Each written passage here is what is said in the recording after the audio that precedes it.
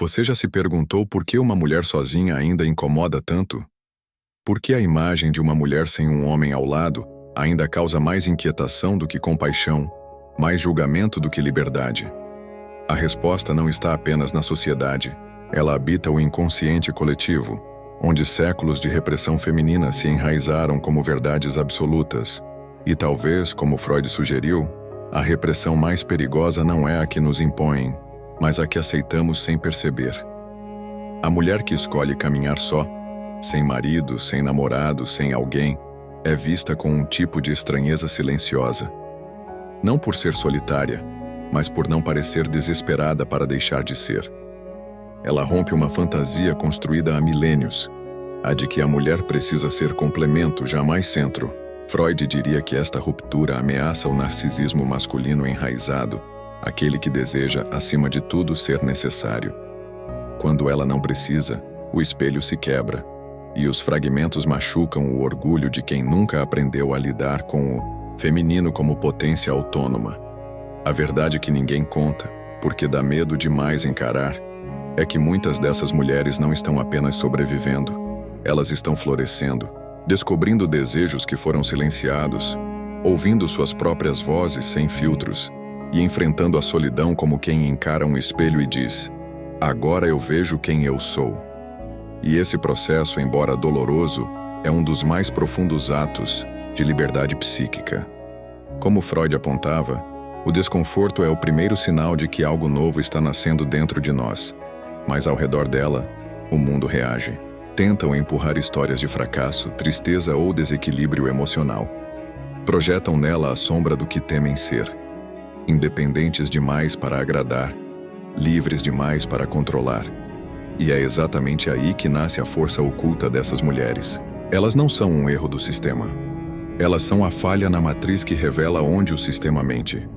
No fundo, ninguém teme uma mulher sozinha. O medo real é de uma mulher que aprendeu a estar só e gostou, que se reconstruiu peça por peça, longe da validação externa, que olhou para dentro, enfrentou seus fantasmas e, mesmo assim, escolheu seguir. E talvez essa seja a maior ousadia que existe: viver não conforme o esperado, mas conforme o que é sentido, desejado e verdadeiro. E isso, meu amigo, nenhuma estrutura de poder quer que se alhe. Freud dizia que aquilo que reprimimos volta. E muitas dessas mulheres que hoje caminham sozinhas estão, na verdade, recolhendo os pedaços de si que foram ignorados, diminuídos ou esquecidos para caber em papéis que nunca escolheram. Elas não rejeitam o amor, rejeitam a obrigação de se perderem para serem amadas. E isso muda tudo, porque ao se recusarem a repetir o script, elas forçam o mundo a escrever uma nova narrativa, uma onde a mulher não é a que espera, mas a que escolhe. E ainda assim, a solidão, muitas vezes romantizada, pode ser brutal, porque não é fácil silenciar o ruído externo e ouvir o que o inconsciente grita quando não há plateia. É nesse espaço de silêncio que muitas enfrentam suas culpas, seus complexos, seus traumas mais antigos, aqueles que Freud chamaria de resíduos do recalcado. Mas ao encarar essas camadas, elas se tornam mais conscientes, mais inteiras, não mais metades em busca de salvação, mas inteiros que decidiram não negociar a própria essência. É importante entender: essas mulheres não vivem em guerra com os homens. Elas vivem em reconciliação com elas mesmas. A ausência de um parceiro não é rejeição ao outro, é acolhimento do próprio eu. Freud sugeria que todo amadurecimento passa por perdas simbólicas, e talvez a maior perda que elas enfrentam seja abrir mão da imagem da mulher completa apenas ao lado de alguém. Elas trocam essa ideia por algo mais difícil e mais real: ser completa consigo. Mas claro, há um custo, porque o sistema, seja familiar, religioso ou social, vai tentar trazer de volta o modelo antigo. Vai culpar, isolar, taxar de orgulhosa, difícil, incompleta. E é aí que muitas desistem, porque resistir à pressão externa é exaustivo. Mas as que persistem encontram algo raro: paz. Uma paz silenciosa que não precisa de aplausos.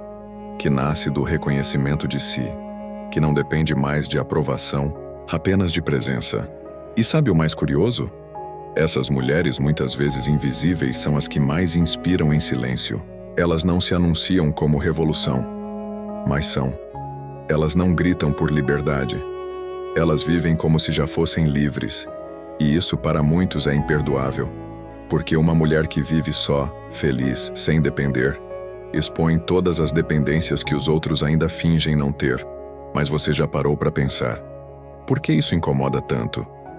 Freud explicaria que aquilo que desperta desconforto no outro, muitas vezes revela um desejo inconsciente não admitido. Ou seja, o incômodo diante da mulher que vive sozinha, talvez, seja o espelho de uma liberdade que outros não tiveram coragem de buscar. Porque, no fundo, todos nós carregamos conflitos entre o que queremos ser e o que esperam que sejamos. E essas mulheres, ao quebrar o pacto do silêncio, lembram o mundo de que é possível viver de outro jeito. Essas mulheres não vivem em negação, vivem em reconstrução.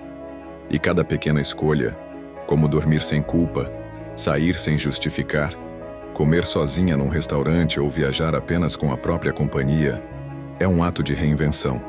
Freud falava que a saúde mental exige amor e trabalho, e essas mulheres estão se curando justamente por amarem a si mesmas com coragem e trabalharem todos os dias para construir uma vida que reflita quem são, e não quem ensinaram que deveriam ser. Não é uma jornada fácil. Há noites em que a cama parece grande demais, em que o silêncio pesa, em que a dúvida sussurra: será que fiz a escolha certa? Mas o que diferencia essas mulheres é que, mesmo com medo, elas continuam. Elas não esperam mais resgate, porque entenderam que o único salvador possível está no espelho.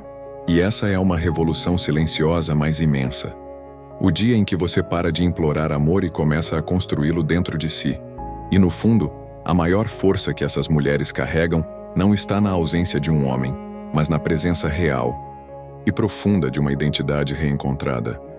Elas não são contra o amor, contra a parceria, contra a entrega. Elas apenas recusam o desequilíbrio, a anulação, o jogo onde só um ganha. E Freud diria: isso é maturidade emocional. Quando a mulher não busca um pai em forma de parceiro, mas um igual, que some e não sufoque. Por isso, quando alguém disser que essas mulheres estão sozinhas, sorria, porque há um abismo entre estar só e estar solitária. E muitas dessas mulheres entenderam algo que poucos ainda conseguem enxergar. Às vezes, é no exato momento em que o mundo se afasta, que a alma finalmente se aproxima de si. E essa reconexão, esse retorno ao eu verdadeiro, é o tipo de liberdade que nenhum romance, por mais bonito que seja, consegue substituir. Se olharmos mais fundo, perceberemos que essa solidão escolhida é um tipo raro de renascimento. É quando a mulher, esgotada de representar papéis, decide abandonar o palco e escrever sua própria peça, com falhas, pausas e improvisos, mas verdadeira. Freud enxergava o inconsciente como esse palco invisível, onde habitam os desejos, os medos, as frustrações reprimidas. E talvez seja ali, nesse território silencioso e não domesticado, que essas mulheres se reencontram. Não para agradar o mundo, mas para se libertar dele. Elas aprenderam que o amor mais necessário não é o que vem de fora, mas o que resta quando tudo o que era esperado desaba. E isso é revolucionário, porque não é mais sobre ser desejada, é sobre se desejar. Não, é mais sobre ser útil, é sobre ser inteira.